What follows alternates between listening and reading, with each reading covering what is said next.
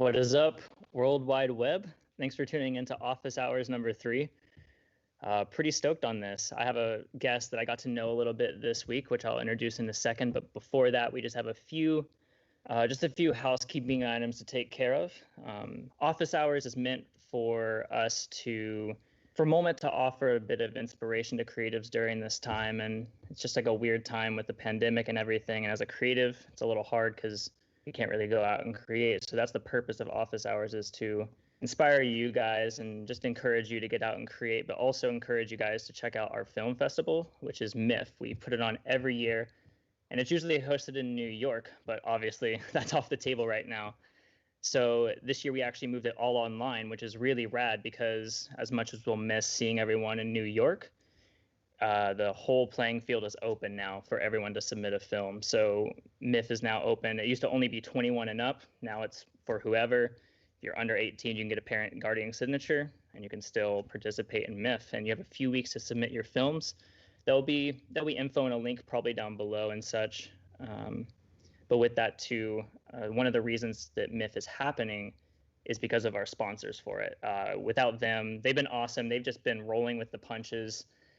With all the changes and direction it's going, and now that it's moved all online, they've still stuck with us. So huge thank you to our sponsorships. In that too, we're still able to give out prize money. So yeah, you can submit your films to one of the categories, and if you win, there's prize money, and this is all because of our sponsors. So again, big thanks to them. And last thank you before we get into it is to Creative Live. The reason why you're watching Office Hours is because of them. There's someone behind the screen that's way smarter than me that knows a lot about live broadcasting, that'll do all these fancy transitions between us and our guest. So big thanks to them. And they're also been nice enough to let us use their studios for a lot of the MIF filming coming up. So big shout out to Creative Live, to our sponsors and all that. And so with that, let's talk to our guest, Oliver Hughes. How's it going? Yo, Andrew, thanks for having me on. I'm super excited to be here. Yeah, likewise. So as I said, this is all about just talking about filmmaking and the aspects of it, in hopes to encourage people to get out and create a bit more. How did you find filmmaking, and what is your specialty? What is your niche in filmmaking? Right. Well, I originally found filmmaking in 2014 by just having a good friendship with a guy who had started a freelance career. But before that, I wanted to begin a career in actual film scoring. So I went to school in Nashville to be a film composer, learned audio production, music production, and then long story short, petered out, gave up, quit, gave up all my dreams, decided I should wear slacks and khakis and go sell windows for a living, which I did. Ended up in Denver, then came back to Kansas City where I grew up, and tried to start a regular big boy career, and didn't really work out. And I'm really thankful for that, because I had a chance encounter with this freelancer. His name was Bobby, and we started working together. He knew I had done creative video stuff in high school and before that. And because of my music background, I kind of brought an audio expertise to his incredible cinematography chops, and we made a great team. And so from there on, I started my own freelance business, and that's kind of how I got here. But the audio thing has always been like the big core of what I do. Yeah, right on. I actually used to play drums. I didn't tell you that earlier, but I played drums. So I actually had quite a bit of experience in music, and getting back into a lot of my editing has actually revolved around music. I actually find a lot of inspiration I will oftentimes choose the music first, I think it's a huge part of films. People that are always posting stuff like music takes the longest to find, I'm like, no, I already know the music before I start the thing. So I agree. I think it's underrated quite a bit. So with that too, I watched quite a bit of your YouTube channel, and even as someone who edits for a living, I learned so much. I watched your auto ducking video, and I was like, sick. Like, I just literally saved 30 minutes on every future project. Good. Huge. And so with your YouTube channel, you have this mix of a few documentaries, a lot of lesson stuff, a lot of just about your personal life. Like, what do you enjoy most about creating on YouTube, specifically around the audio content, whether it's documentary or tutorials? Well, honestly, I mean, I love the kind of documentary style of filmmaking, and that's where I really want to go with things. but I also love just talking about audio tools. And so I think that that's a place where they both coincide. And then when I release something, it's like the amount of effort I've put into the actual sound of the film is like has to be next level, because that's what I talk about. So like there's no skimping there. So I think they kind of go hand in hand. It's like when we talk about gear, when we talk about filmmaking processes or audio tools or ways of making things sound better, at the end of the day, those are just small pieces of the puzzle of like sharing story. Because if you get better sound for your film, you're bringing us closer to the story that you're trying to tell. And so at the end of the day, the massive overarching 40,000 foot theme is storytelling, and audio is a piece of that. So. I love that. It's just a small piece to the overall puzzle. I think that's such a good philosophy of it. I like what you said earlier too to me. You said that the same thing as cameras, like audio is a similar way that if you know, as filmmakers, we can get thrown a phone, you know, and make a video, make a film out of it and call it a day. But it's also the same thing with audio. Like a huge part of it is understanding your environment and how to work with it and how important acoustics are. You know, you could buy a $5,000 mic, but if you're filming it in a tiled bathroom, it's not going to go so well, you know? Right. I would be curious to hear your, what you have to say on the idea of how people, if they're making films on their phone, what could they do to record audio or just improve their audio to maybe edit in later, or even also raw audio during their filming? Right. Well, there's a couple things to think about when we're doing just phone type filmmaking, because when we talk about audio, there's a whole range of things inside that we talk about. One of them is dialogue. Many modern commercial films, personal films, YouTubes are driven by a dialogue narrative, and that's voiceover or interview content or any sort of other driven narrative by the voice. Now that is over here in this kind of piece of the pie. It must be in mono. It cannot ever be in stereo or it'll ruin your mix. So how to do that with an iPhone? You would need to get in a acoustic environment that is like suitable to not have a bunch of echoes and stuff, because iPhones won't really help you out. You have to just kind of create that for them. And so say you want to record a voiceover for your project, go into your bedroom, get under the sheets, make sure you're not rustling in the sheets, just totally dampen everything, record it into your iPhone, and then in post, make it a mono signal. And like, you're going to have a pretty darn good voiceover. Yeah. On the other side, for natural sound, Foley, any sort of other sounds that are in your mix for video, the iPhone's actually a great tool. It records in stereo. So you're getting a left and a right signal coming into your phone. And stereo is really cool because it just kind of tricks us into thinking we're hearing like the crispiest audio ever, when really it's just two signals that mirror the way our ears hear, and it's just more pleasing to listen to that way. The old school film school, I just said school twice, which is dope. That's awesome. The old way of thinking is if what you're looking at is wider than your face, you should record it in stereo. If it's not, you should record it in mono. Oh. I don't really adhere to that as much. It's more like, what do you want people to experience from your film? And so with the iPhone, the only problem you run into is wind, because the wind will clip out the speakers. And we've all heard that terrible wind. Everyone's experienced that, yeah. Right. So that's the only big thing you have to watch out for if you're trying to record nat sounds out in the field, trying to get like ambiance. So, but yeah, just separate those two things when you're thinking about recording with your iPhone, and don't be afraid to re-record later, because the reality is when we're out there doing this, like a lot of times when I'm filming, you like hear me breathing and grunting and making all sorts of terrible sounds. And like, that's why the people that run the fancy cameras on sets have a separate audio guy. So anyway, that's what I would say. Watch out for wind and record in your bed sheets. I like that. One thing for those who don't know, could you explain a little bit what is stereo sound and what is mono? Yes, totally. So that literally just refers to how many signals are coming out. So mono meaning one. It's just one signal that is split between both speakers. It's the exact same sound. And you can think of it as like just in the center of the image of sound that you're hearing. A lot of processors like Premiere or Audition or whatever you're using, you can kind of go into the audio settings, convert things from stereo to mono. You can flip it out and do anyway.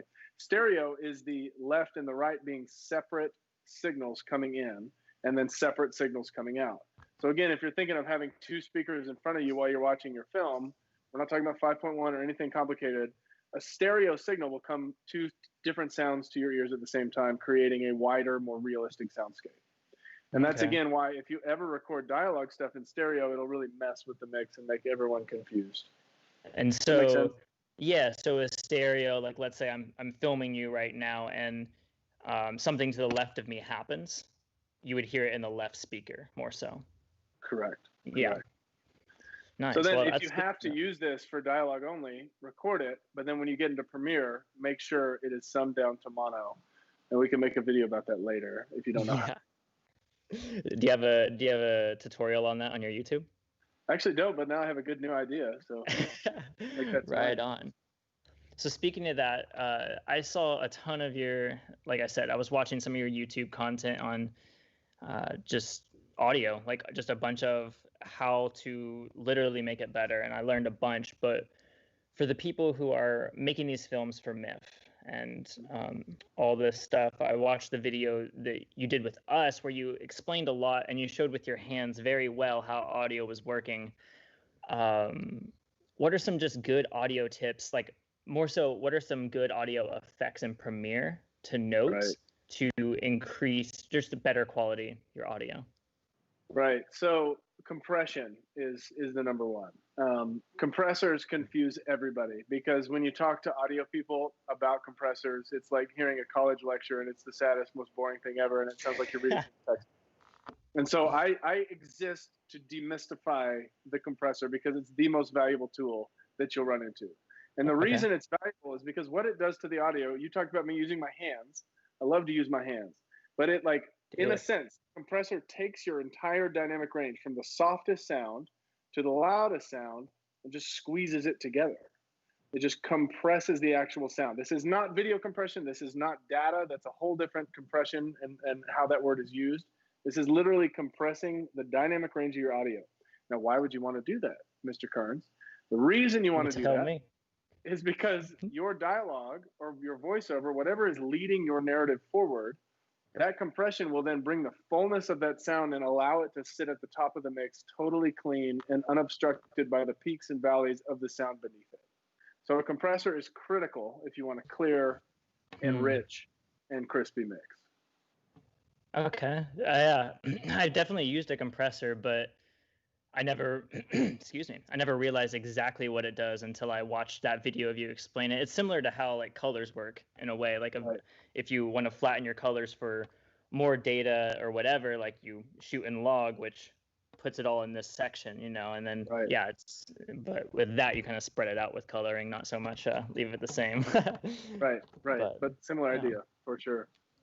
Right on. Are there any other effects that you is like always a go-to for you? Yeah, I mean, compression and EQ are the two most important, and then limiters are also really important. EQ is pretty easy to understand because if you grew up with any sort of a stereo in your home, bass, mid, tread, that's an EQ. It's a very simple 3-band EQ. Well, if you learn about EQ and how to clean things up, it's really nice to be able to do that in your mix because this will get really technical, but like many times when you're putting a whole bunch of sounds together, it gets really muddy. And like that's the word we use to describe when it's kind of bassy and the low mids are just too clashy with each other. You can scoop that out with an EQ in Premiere. Use the parametric EQ, pull everything down between like 100 and 400 hertz, about 6 decibels. Boom, it'll clean everything up. So EQs are an incredibly important tool, especially for the human voice. But a limiter comes in really handy when you're exporting your video, when you're all done with your mix, to control the actual loudness of things and keep it from clipping. A limiter is just like a compressor. It compresses differently, but it can help you raise the volume without letting that volume go over the threshold, which causes that distortion, that clipping that nobody likes.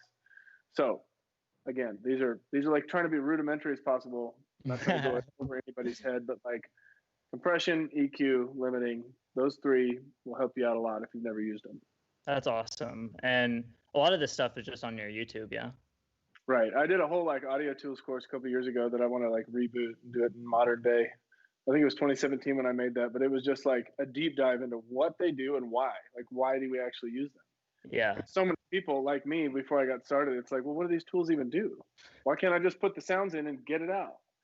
It's in a lot of ways, I think it's like color grading where it sounds good on paper, but when you actually get into it, it can really get over your head so quick and you don't know what you're So doing. quick. And you have to really learn what the wheels are and what the difference between hue and saturation is and all that stuff. So it's a lot like that, but less popular. And again, hard to find good content on that stuff. So it really is. Like that is so true. I was actually exporting a video yesterday, and I actually did one of the tips I heard you say is like, I think you told Taylor it in the video you did with us, where you said put it like your volume all the way down and listen to it back, and if you can hear everything. And I think what you said like hit the nail on the head is like you kind of know what you want, but you don't know how to get there. And that was like me. I was just like, export, it's fine. yeah, right, Where I wish I would have known what to do exactly. And same with color grading, like so many of those aspects, like you know what you want, you know how to do it, or you want to know how to do it. It's just a matter of actually putting it in the practice and knowing what tools to tweak, what little gears to change, and all that. So, yeah. Right. Nice. And so with music, kind of just backtracking here, what was your main instrument? Well, let's see. Second grade, I started piano lessons with Cheryl Herbert, who lived down the street from us, and I hated everything about it. I love Cheryl. She's great. Respect. But like, I hated piano lessons because she wanted to like teach me piano through math. Like, let's learn rhythm and let's stick with that and make it very mechanical. And I hated everything about that. Let me tell you a very quick anecdotal story about when I first realized I had groove in my soul. I don't know if this will make sense to everybody, but like the metronome, you play to a metronome to learn how to stay on tempo, and like it hits on 1 and 3, and like you play to that metronome, and it's very mechanical. One time I was playing the piano and I kind of got off the rhythm, and when I came back on, the metronome was playing on 2 and 4 like a snare drum. So like it went from like this really rhythmic learning the piano to like this, like where the snare hits are. Right. And I was like vibing out in 4th grade, and Mrs. Herbert stopped me and got me back to 1 and 3, and I never looked back. So I live a 2 and 4 life. I live the 2 and 4 life too. I usually do the 1, 2, 3, 4 life. I like to be kept in line just enough, you know. There you go. But yeah, I started with the piano, and that's like the root of my understanding of music comes from understanding those keys. But guitar is my main now, and I love the guitar. Oh, right on. Yeah, sweet deal. And so, as you developed into audio and filmmaking, I watched the most recent documentary that you put on YouTube about immigrants. Would you just talk a little bit about that, and also a little like maybe behind the scenes stuff you might want to share about it? Right. Yeah. Well, that was a really slow evolving project that started actually December of 2016 when Jarrett Meek, who runs this nonprofit in the inner city of Kansas City, Kansas, he came to me through a mutual friend and was just like, "Hey, there's a story here. We need to tell it." And so we kind of started off, but I realized quickly that we had something a little bit bigger than what he wanted, and I think it just took time to extrapolate. And man, that was like an eye-opening, incredibly fun, life-giving project to be a part of for the last 3 years, because I got to go into places I didn't know existed, meet people I didn't know were there, and like see the amazing transformation that those people are making on our inner cities, and we don't even know it. And so yeah, that was real fun. But I will have you know that every single interview was recorded in as controlled environment as possible. But when you're doing guerrilla style stuff, you got to just go with what you got. So you just kind of have to bless and release, call it good. Yeah, just keep going. And that's the beauty of documentary, that kind of throws all the rules out the window, because if the story's there, nobody cares. At the end of the day, as long as the threshold of quality is met, nobody cares if you're shooting it on a red 8K. It's like, if the story's there, if the heart is there, it doesn't matter. And that's why it's so important to do. Yeah, it's all about that. Like you were saying, it's like just a piece to the puzzle, and you know, if you as long as like the storyline is there, it's okay. Yeah. Right. Sweet. So, if those of you who are just joining us now, I'm interviewing Oliver Hughes. He has a YouTube channel. He's an audio engineer, filmmaker, all that jazz. And if you're just joining us now, you didn't hear my spiel about myths, so I'll just give that really quick. We're just doing a film festival, and these office hours are an effort to promote that and to encourage you guys to submit some films. You have a few weeks left. And yeah, there's prize money. The playing field is open. It's all online, so any age can join. So yeah, that's that. And yeah, with that, I want to get back into this. I have this question for you. I watched your video called, I believe it was titled, Why Do I Create? Mhm. and it was like a lot of older footage, a lot of really good storyline of why you create. And I really like the whole premise of it. It's really rooted in the process. It's not necessarily, you don't really arrive somewhere with creating, because the dream is doing. Like the dream is just the Right. process of it and doing of it. I want to hear a little bit of your philosophy on like why you create and what, I guess, what drives you to create, because you put out a lot of stuff on YouTube, and I mean, there has to be some sort of drive behind that. Right. Yeah. I mean, I think I made that video, I don't know, 2 years ago now, and like it was just kind of a spur of the moment thing. And I sometimes like go back to it to re-inspire my own self because I get lost all the time and get overwhelmed and burn out as much as anybody, maybe more than everybody. But the whole thing about the process for me is like, you know how fun it is when like a new project shows up or you have a good idea. Like that's just it's amazing. It's So fun. titillating. Like it Yeah. gives us life. And then you know what it feels like to wrap and like release and like get the feedback and have it out there. But those things are like the fleeting pleasures in life that don't sustain. And what Hmm. like is real to me is the gritty, sweaty, hard work of that process. Yeah. And like I see creating as an externalization of like my own process as a human being. And I think that when we can commit to that process, we're like aligning ourselves in many ways with the natural order of things. Like I was made to make, and I'm here to make. And the way to make is to make myself. And then who I become makes the art that is then seen. Hmm. It's not like I can one off and just do something. It's like everything I create is an extension of who I am inside or an extension of something I've experienced in my life. And so being obsessed with that process is being obsessed with creating beauty in many ways. And like, it's Hmm. not pretty, it's ugly. I've broken so many little things in my studio out of absolute frustration. And I'm not ashamed to say that because it happens, like It it's just, does. it's the dirty grind of like, you got to put your head down and just go sometimes.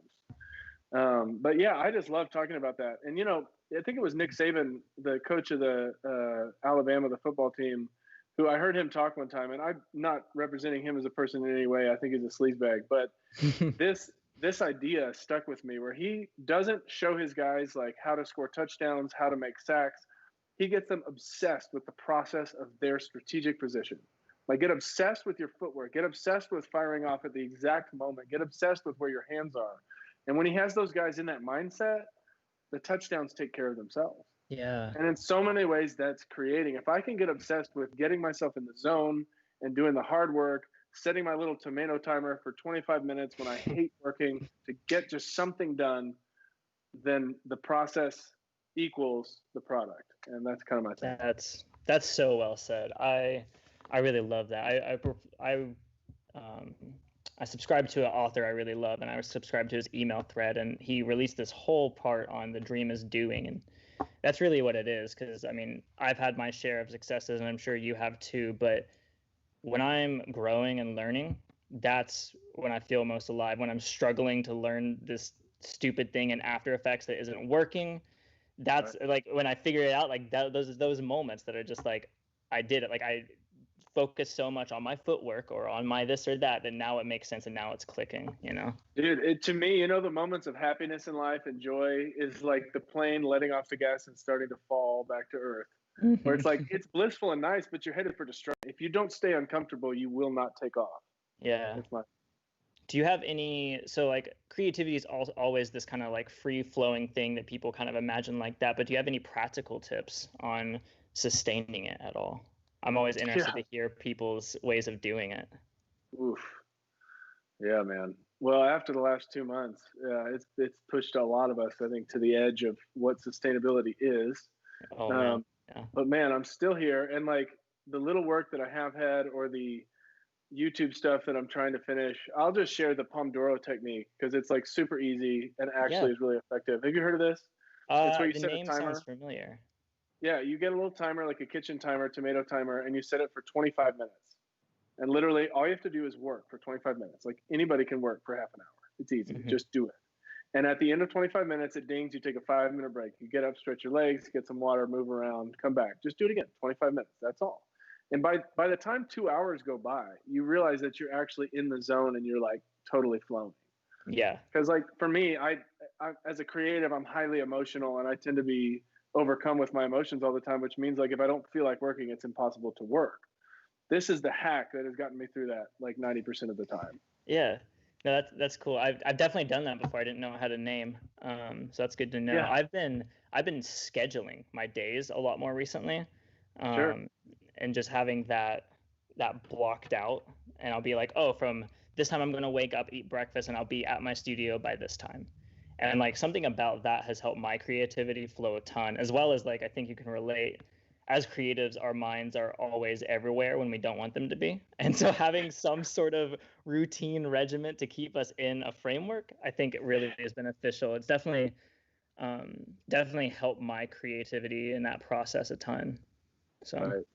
Yeah, good stuff. Yeah, so with your YouTube channel, this will be my last question, and then we have a little Q&A, which Sure. I will pull up in a second.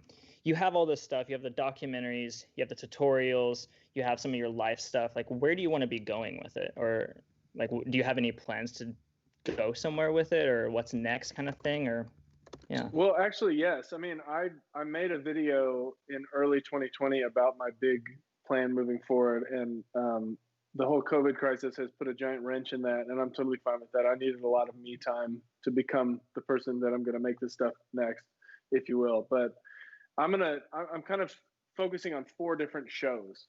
Because again, my channel is a little bit disjointed. It's like an audio tutorial here, a very personal video here, a documentary there, a vlog. But what I'm going to start doing is like more of a show-based channel where once a month you'll get a tutorial. So like the first week of the month will be a tutorial.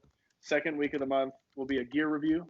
Third week of the month, a vlog. And then the fourth week is going to be a creative conversation where I sit down very much like what we're doing right now and just talk to somebody who in some way has made it or is making it as a creative entrepreneur, no matter the field. And that way it's like 4 different shows, you know what to expect. And then interspersed in there are the little docu projects that I'm working on here and there. So that's the plan for the remainder of 2020, is to just kind of organize it a little bit better. Nice.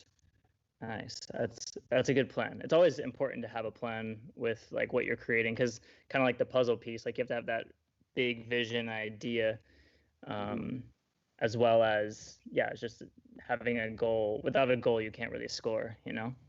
Right. Very true. So I'm looking at a few questions in the chat here. Someone asked, Austin Crawford asks, who inspires you? And he said, Mr. Hughes. That's fancy. Mr. Hughes.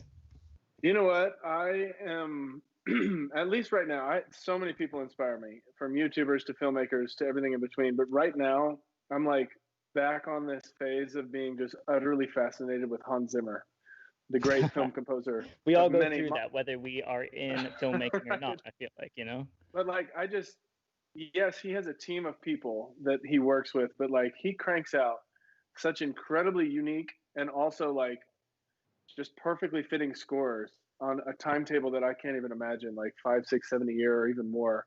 But like, I've just been going through some of his work and just like being so inspired with like what's in his head when he's up all night in his red velvet studio sitting at the piano, and Chris Nolan is like, hey, we got this space opera that you know nothing about, come up with something. And he like writes the organs for Interstellar, and it's like one of my favorite scores of all time. So anything Hans is totally getting me right now. Good. Yeah, I feel like everyone goes through that. I'm also so impressed by, like, every now and then I'll just like look at what he does, and it's like, oh, like he made Inception as well as like the Call of Duty soundtrack. I'm like, what the hell does this guy not do? You know? And like the Planet Earth series was all Hans. Yeah, like, it's crazy. He's all over the place. He's a monster. Matt Johnson said Oliver is the most fashionable YouTuber in Kansas. That's probably true. I don't know any other YouTubers in Kansas. pretty easy to claim, eh? Yeah. I love it. Matt's got the best beard in the entire United States, for the record. There you go. Right on. Just looking at any other questions here. If anybody has questions, feel free to comment them in the YouTube chat, all that.